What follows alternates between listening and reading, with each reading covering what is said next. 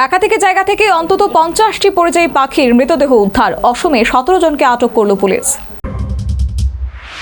একাধিক জায়গা থেকে অন্তত 50টি পরিযায়ী পাখির দেহ উদ্ধারের ঘটনায় চাঞ্চল্য ছড়ালো অসমে।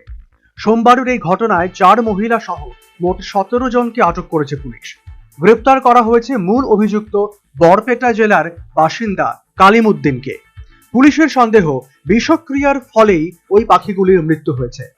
বন দপ্তর জানিয়েছে ঘন কুয়াশা এবং প্রবল ঠান্ডার কারণে তদন্তে দেরি হয়েছে। অভিযুক্তদের আটক করে জিজ্ঞাসাবাদ করা হচ্ছে। প্রাথমিকভাবে অনুমান করা হচ্ছে একাধিক জায়গায় এখনো রাসায়নিক ছড়িয়ে রয়েছে।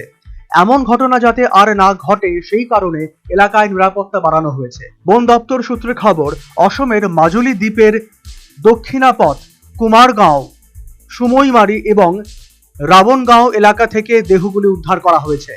পাখিগুলি এক বিশেষ প্রজাতির হাঁস বলে জানিয়েছে বন দপ্তর। শীতের শুরুতে অন্য কোনো জায়গা থেকে পাখিগুলি মাজুলি দ্বীপে এসে বসবাস শুরু করেছিল। বন দপ্তরের তরফে জানানো হয়েছে এই হাঁসগুলি স্থানীয় বাসিন্দাদের জমিতে খাবারের সন্ধানে আসতো। সেই কারণেই পাখিগুলিকে মারার জন্য জমিতে বেশি মাত্রায় কীটনাশক এবং রাসায়নিক দেওয়া হয়েছিল।